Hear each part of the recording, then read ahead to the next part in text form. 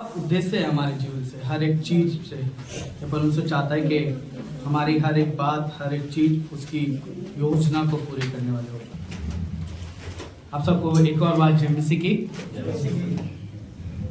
तो जैसे कि हम जानते हैं कि पूरा महीना हमारा एक टॉपिक के ऊपर चलने वाला है, वो है कौन सा है?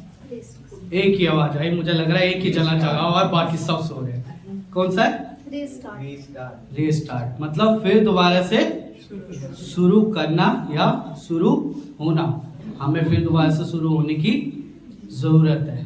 किस चीज में फिर दोबारा से जगने की जरूरत है, किस चीज में फिर दोबारा से स्टार्ट होने की जरूरत है, आज हम वो सीखेंगे। जब मैं अपने फोन को देख रहा था, मेरा फोन काफी पुराना हो गया और बीच बीच में वो बात करते हुए कहीं और बातें चलने जाती है और मैं उसको फिर ऑन करता हूँ, फिर ऑफ करता हूँ, तब भी ठीक नहीं होता।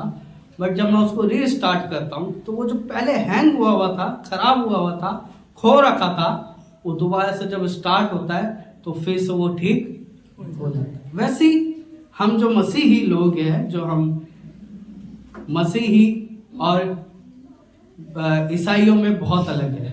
ठीक है, मसीही वो है जो मसीही की विधियों पे चलता है, उसके नियम पे चलता है, उसके वचन पे चलता है, वो है मसीही।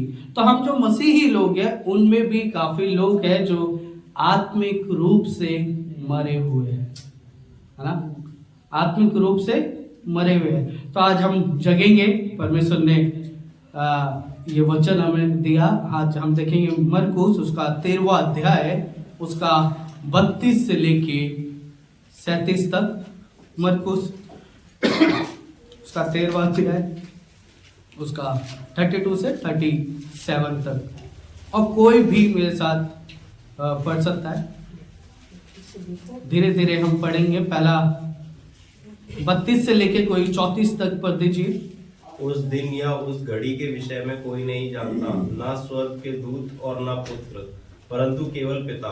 देखो, जागते और प्रार्थना करते रहो, क्योंकि तुम नहीं जानते कि वह समय कब आएगा। यह उस मनुष्य की सी दशा है जो परदेश जाते समय अपना घर छोड़ जाए और अपने दासों को अधिकार दे और हर एक को उसका काम बता दे और द्वारपाल को जागते रहने की आज्ञा दे। इसलिए जागते रहो, क्योंकि तुम नहीं जानते कि घर का स्वामी कब आएगा, सांझ को या आधी रात को, या मूर्ख के बांग देने के समय या भोर को। ऐसा न हो कि वह अचानक आकर तुम्हें सोते पाए। और जो मैं तुमसे कहता हूँ वही सबसे कहता हूँ, जागते रहो। जागते हमें रीस्टार्ट होने की जरूरत है, हमें फिर दोबारा से स्टार्ट होने की जरूरत है, हमें फिर से जगने की जरूरत है। हम सो गए तो परमेश्वर का वचन ये कहता है यहाँ पे, जागते रहो। किस चीज में जागते रहो? ये पहला पद हमें बताता है। वहां लिखा है कि तुम जगो और क्या करो? प्रार्थना करते रहो। प्रार्थना करते। असल में जब मैं बाइबल कॉलेज में था तो मुझे सोने की बहुत आदत है। मैं 9 बजे के बाद जग नहीं सकता और कोई मुझे देखता है तो वो कहता है ये भाई कुछ ना कुछ गलत करते हैं, क्योंकि मेरी आंखें खुद ब खुद लाल हो जाती है। मैं थोड़ी देर बाद, मतलब 9:30 हो जाएगा, 10 बज जाएंगे, 11 बजेंगे, तो मुझे खुद ही नहीं पता होता कि अब क्या होने वाला है। तो मुझे क्या है, सोने की बहुत आदत है। और असल में हम मसीही भी कुछ इस तरह हो चुके हैं कि वो असल में जीवित तो है, असल में भाग तो रहे, ड्यूटी तो जा रहे, ऑफिस तो जा रहे, स्कूल तो जा रहे, पर असल में वो आत्मिक रूप से मरे हुए हैं। उनकी आत्मा को क्या लगा हुआ है? एक रोग लगा हुआ है, जिसका इलाज केवल क्या है? प्रार्थना। प्रार्थना। प्रार्थना का क्या मतलब है? प्रार्थना का मेरे हिसाब से प्रार्थना का मतलब है परमेश्वर से बातचीत करना, परमेश्वर को अपने हृदय की बातों को बताना। वैसे यहाँ पे लिखा हुआ है, जागते रहो और क्या करो? प्रार्थना करो। मैं नहीं जानता कि कितने लोग सुबह प्रार्थना करके आए हैं या नहीं गए। मैं नहीं जानता कितने लोग रजाई में बैठे हो और ये सोच रहे हो अरे कोई बात नहीं, हम अगले संडे चर्च चले जाएंगे, इस संडे नहीं भी जाएंगे तो कुछ असर नहीं पड़ेगा। पर परमेश्वर का वचन ये कहता है, जागते रहो और प्रार्थना करते रहो, क्योंकि परमेश्वर यीशु मसीह जो हमसे ये वायदा किया है, जो हमारे लिए आज से 2000 साल पहले इस पृथ्वी पे आया, मारा गया, गाड़ा गया और मुर्दों में से जी उठा, उसने हमसे एक प्रॉमिस किया, एक वायदा किया है कि मैं तुम्हें लेने आऊंगा। तो ये उसी घड़ी की बात लिखी है कि मैं तुम्हें लेने आऊंगा। और जब वो हमें लेने आएगा तो असल में हम उस समय क्या कर रहे होंगे। तो आज का जो मुख्य विषय है वो है प्रार्थना मेरा बल। प्रार्थना मेरा बल। हमारी प्रार्थना हमारी ताकत हो सकती है और उस ताकत में हमें जगे रहने की जरूरत है मेरे प्रियो। असल में हम आत्मिक रूप से सो तो नहीं गए, या आत्मिक रूप से रोग तो नहीं लग गया, क्या आत्मिक रूप से हमें कैंसर तो नहीं हो गया? क्या मन करता है प्रार्थना करने का और नहीं करता तो सावधान हो जाइए, क्योंकि ये विश्वासियों के लिए बहुत हार्मफुल है, बहुत डेंजर है, बहुत बेकार है। और ये एक विश्वासी को परखने की भी पहचान हो सकती है कि उसका आत्मिक जीवन सही नहीं है तो विश्वासी भी नहीं है। हमें देखना है हमारा पूरा सप्ताह जो निकलता है, मंगलवार, बुधवार और जो आगे समय होता है, उसमें हम क्या प्रार्थना करते हैं? क्या हम सुबह उठ के टीवी को समय देते हैं या परमेश्वर को समय देते हैं? हम सुबह उठ के अपने फोन को देखते हैं या परमेश्वर को देखते हैं? मेरे प्रियो, परमेश्वर कहता है जागते रहो और क्या करते रहो? प्रार्थना करते रहो। हमें प्रार्थना करने की जरूरत है, क्योंकि प्रार्थना हमारा बल है, हमारी ताकत है, हमारी सामर्थ्य है। और मैं अक्सर इस बात को बोलता हूं कि असल में हम जो लोग हैं, जो मसीही लोग हैं, सच्चे मसीही लोग, हम नॉर्मल मसीह नहीं है, हम आमधारी मसीह नहीं है। हमारी प्रार्थना में ताकत है, क्योंकि परमेश्वर हमारी प्रार्थना को सुनने वाला परमेश्वर, और ये वही परमेश्वर है, ये वही यीशु मसीह है जिसने हमारे लिए अपने आप को बलिदान कर दिया। और वो वायदा करता है कि मैं तुम्हें ले आऊंगा। और यहाँ आगे क्या लिखा हुआ? 34 पद से कोई 35 पद तक पढ़ दीजिए।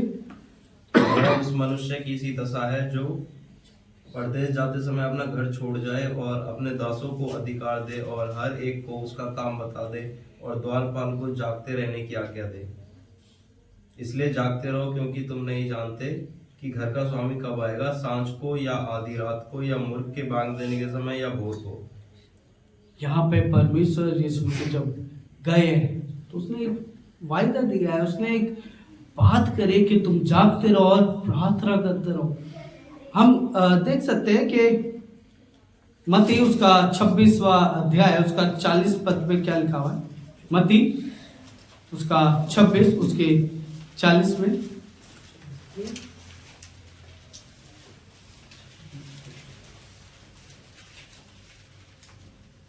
चेलों के पास आकर उन्हें सोते पाया और पतरस ने कहा, क्या तुम मेरे साथ एक घड़ी भी नहीं जाग सके?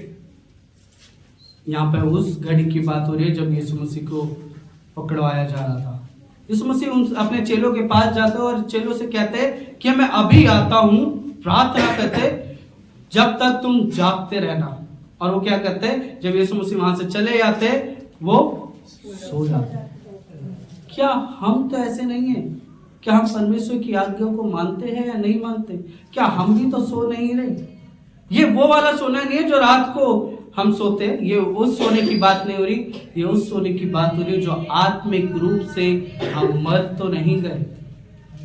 और मर गए तो मेरे प्रियो, ये जो पूरा साल हमने 2023 चाहे हमने कैसा भी बिता दिया हो, पर ये 2024 में हमें परमेश्वर से वायदा करने की जरूरत है।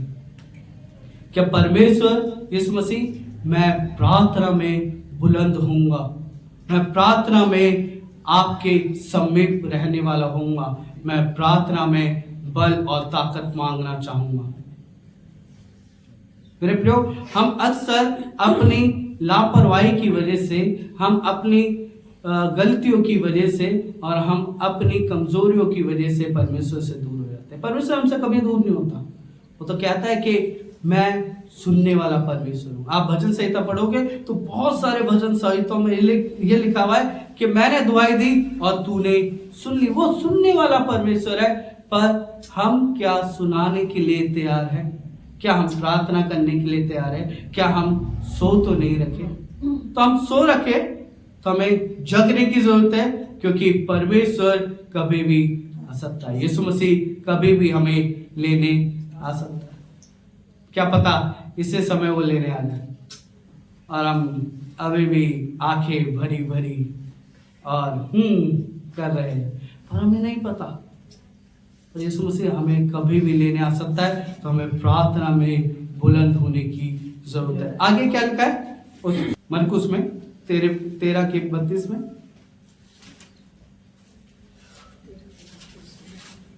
35 से आगे। ऐसा ना हो कि वह अचानक आकर तुम्हें सोते पाए, और जो मैं तुमसे कहता हूँ वही सबसे कहता हूँ, जागते रहो। ऐसा ना हो कि यीशु मसीह आ जाए और हम सोते। असल में हम सो रहे तो हम सोते ही रह जाएंगे, क्योंकि हमने बहुत बार एक बात भी सुनी होगी, जो जागा उसको उसने पाया, जो सोया वो खोया।